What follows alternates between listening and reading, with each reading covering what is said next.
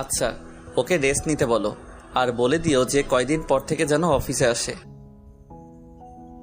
Okay sir. রাখছি। মায়ের সাথে কিছুক্ষণ কথা বলে বৃথা বিদায় নিল। আসার আগে ফাহাদের কথা বলাগুলো বলে আসলো। সন্ধ্যার দিকে বেলকুনিতে দাঁড়িয়ে আছে প্রিয়া। মা কফি নিয়ে এসে বলল, ধর কফি খা। রাখো। মন খারাপ? না। তাহলে? কিছু না। কি লুকাচ্ছিস? কি লুকাবো? সেটা তো তুই জানিস। কিছুই লুকাচ্ছি না। আমার চোখের দিকে তাকিয়ে বলতো। এইভাবে ফোর্স করো না, ভালো লাগে না। কি হয়েছে বল আমায়। কি বলবো বলো তো? যে অতীত থেকে আমি দূরে থাকতে চাই সেগুলোই আমাকে বারবার তাড়া করে। আবার মিন্ময়ের সাথে দেখা হয়েছে? না। তবে বস আজ আমায় ভালোবাসার কথা বলেছে।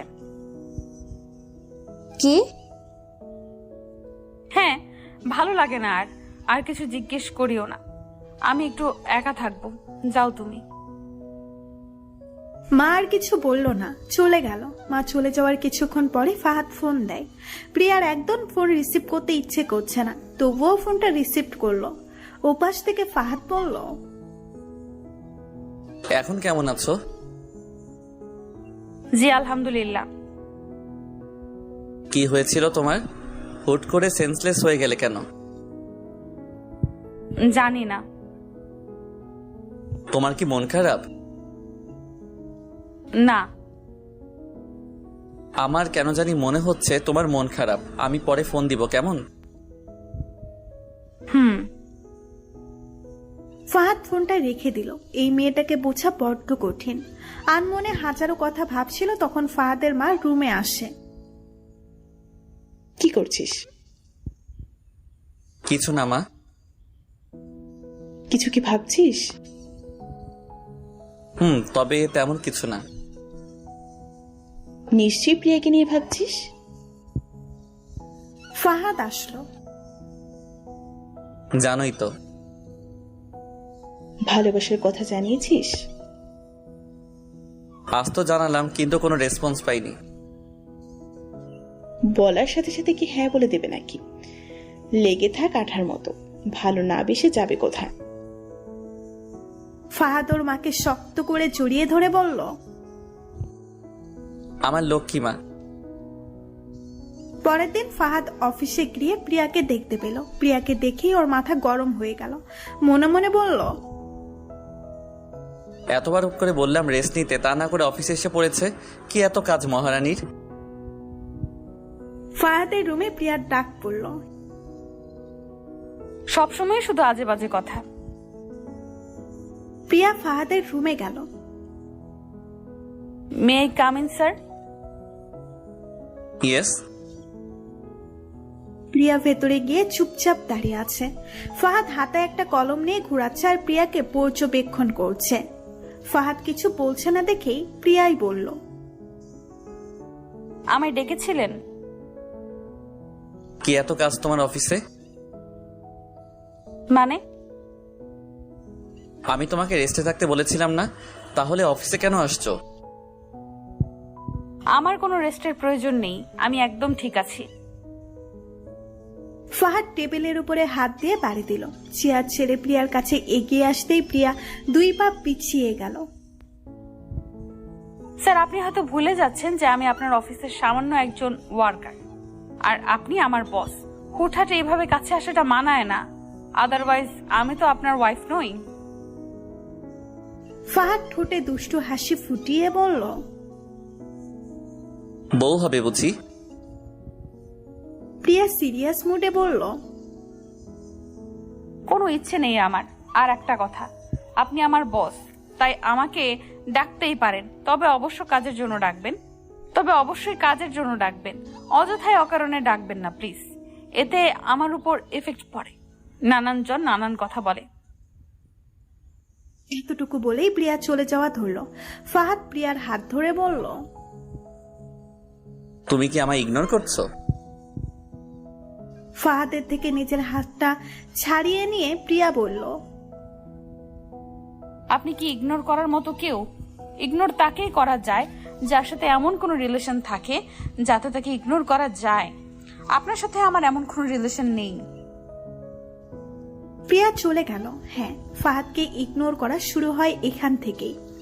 বেশ কিছু ঘটনার আগে এখন থেকেই সবকিছু, এমনকি ফাহাদকে এড়িয়ে চলতে হবে।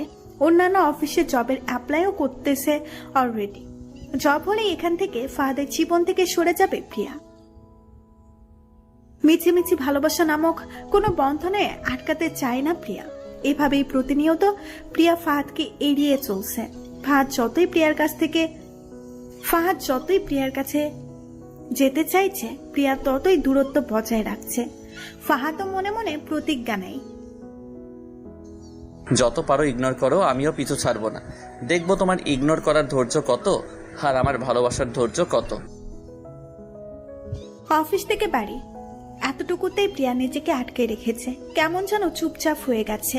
প্রয়োজন ছাড়া কারোর সাথে কথা বলছে না। অনেক জোড়াজুড়ির পর পৃথার সাথে শপিং এ যেতে রাজি হলো প্রিয়া। পৃথা শপিং করছে আর প্রিয়া ঘুরে ঘুরে সব দেখছে চুপচাপ। আজ ততটাও ভিড় নেই শপিং মলে, আবার এত কমও নয়। অচমকা কেউ প্রিয়ার হাত ধরে টান দেয়। প্রিয়া পেছনে ঘুরে দাঁড়াতেই থমকে যায়। কি করবে বা কি বলবে বুঝতে পারছে না। প্রিয়ার সামনে মৃন্ময় দাঁড়িয়ে আছে। প্রিয়াকে অবাক করে দিয়ে মৃন্ময় প্রিয়াকে জড়িয়ে ধরে, যেটার জন্য প্রিয়া একদমই প্রস্তুত ছিল না। প্রিয়া এক প্রকার জোর করেই নিজেকে ছাড়িয়ে নেয়। আশেপাশে চোখ বুলিয়ে দেখে অনেকেই উৎসুক চোখে ওদের দিকে তাকিয়ে আছে। এখানে মৃন্ময়কে কিছু বলা মানে সিক্রেট করা। আর একটু চেঁচামেচি হলেই মৃন্ময়ের আস্ত বাড়িতে ফেরা লাগবে না, সেটা প্রিয়া একদমই চাচ্ছিল না। তাই বেশি কিছু না বলে শুধু বলল, আপনি লেগে যান, আমি আসছি। না না, একদম না। আবার আমার থেকে লুকিয়ে যাওয়ার জন্য এটা একদম হবে না। গেলে আমার সাথেই যেতে হবে। প্রিয়া উপায় না দেখে পৃথাকে নিয়ে মৃন্ময়ের বাড়িতে করে লেকে গেল। প্রিয়া আর মৃন্ময়ের থেকে কিছুটা দূরে দাঁড়িয়ে আছে পৃথা। প্রিয়া কিছু বলার আগেই মৃন্ময় বলল,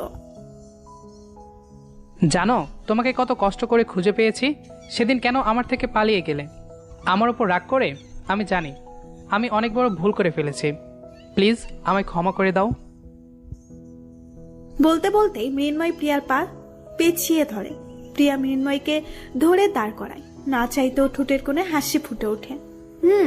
যে কোনো হাসি নয়, এটা তাচ্ছিল্যের হাসি। ভাগ্য মানুষকে কোথায় এনে দাঁড় করায়, তাই না? যেদিন আপনি আমাকে ছেড়ে যান সেদিনও ঠিক একই ভাবে আমার পায়ে ধরে মাফ চেয়েছিলেন। কিন্তু পার্থক্য এটাই যে সেদিন মাফ চেয়েছিলেন আমাকে ছেড়ে যাওয়ার জন্য, আর আজ মাফ চাইছেন ফিরে আসার জন্য। আই এম সরি প্রিয়া। আমাকে আপনার কি মনে হয় বলেন তো? পুতুল, যেভাবে নাচাবেন সেভাবেই নাচবো? না প্রিয়া, আমি কি করতাম বলো? রিমির কান্নাকাটি আমি তখন সহ্য করতে পারিনি, তাই আবেগে পড়ে ভুলটা করে ফেলেছি। আপনার এই ভুলটা যে আমার জীবনটা তছনছ করার জন্য যথেষ্ট ছিল সেটা কি আপনি জানেন?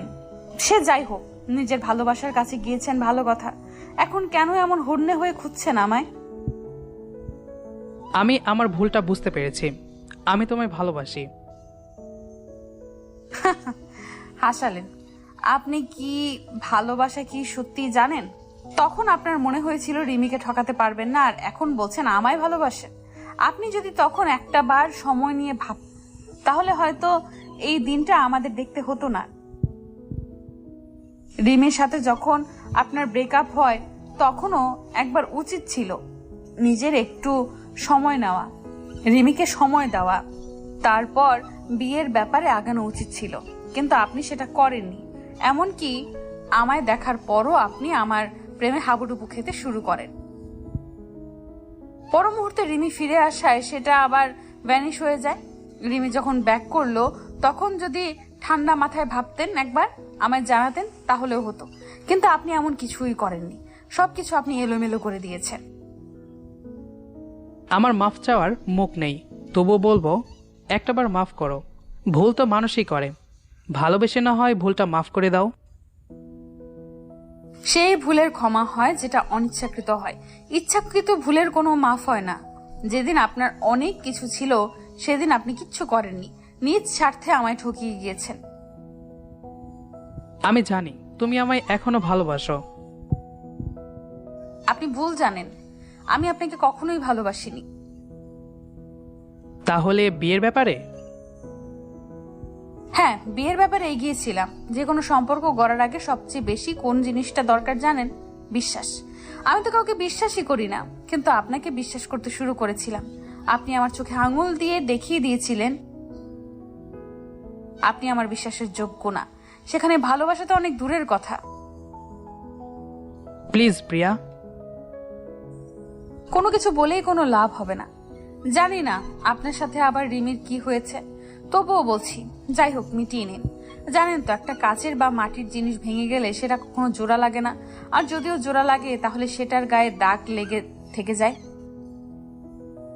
আপনার আর রিমির ব্রেকআপের পর একটা দূরত্ব এসে গেছে। মাঝখানে যে কারণে ভাঙা কাচ বা মাটির বস্তুর গায়ের দাগের ন্যায় আপনাদের কারো না কারো অনীহা এসে পড়েছে। আবেগের বশে আর কোনো ভুল না করে ঠান্ডা মাথায় এবার ভাবেন, সময় নিন। আমি মনে করি রিমির সাথে আপনার জীবন জড়ানো উচিত। আশা করি কারণটাও আপনি জানেন। আর হ্যাঁ, আপনার আর আমার সম্পর্ক কখনোই আর হওয়া সম্ভব না। আমি অন্য একজনকে ভালোবাসি, তাই দয়া করে আমায় আর বিরক্ত করবেন না। ভালো থাকবেন। প্রিয়া আর কিছু বলল না, পৃথাকে নিয়ে ওখান থেকে চলে আসে। মৃন্ময়ের চোখে পানি টলমল করছিল, যে কোনো মুহূর্তেই পানিগুলো উপচে পড়বে। মৃন্ময় এখন উপলব্ধি করতে পারছে সেদিন অনেক বড় ভুল করে ফেলেছে, যার ফলস্বরূপ প্রিয়াকে হারাতে হলো।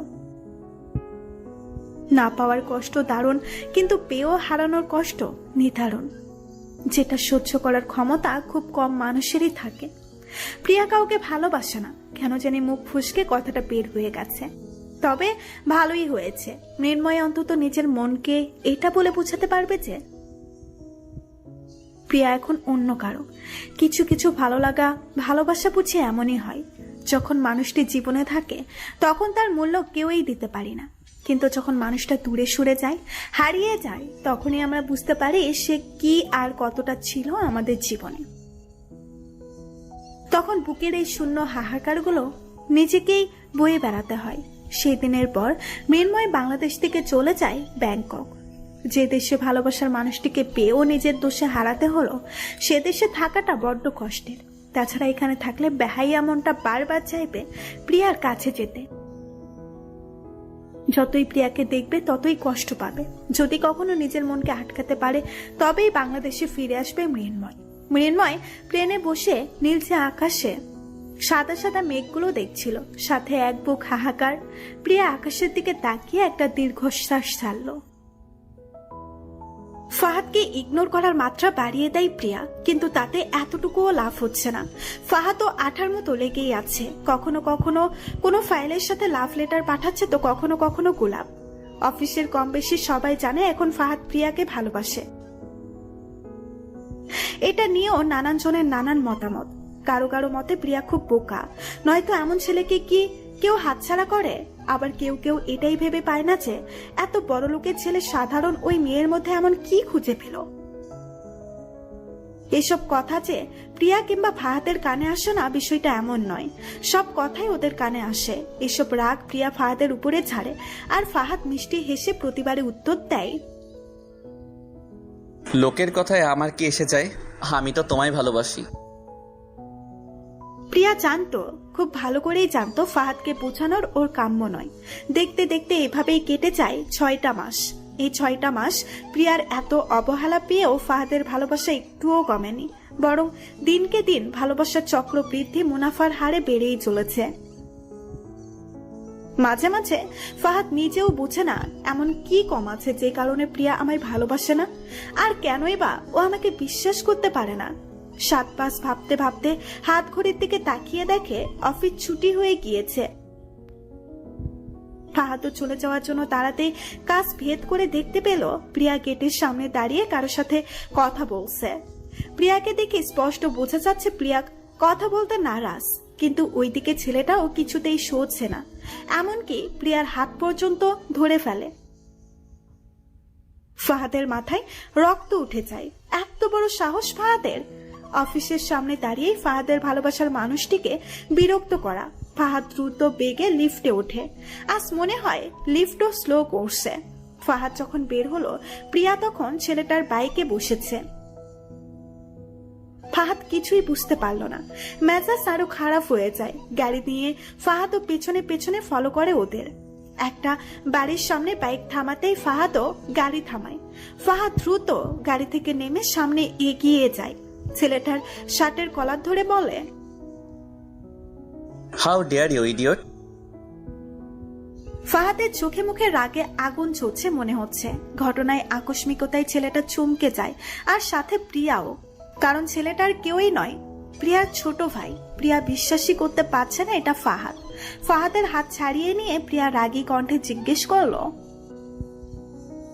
আপনি এখানে কেন? আর আপনার সাহস কি করে হয় ভাইয়ার কলার ধরার?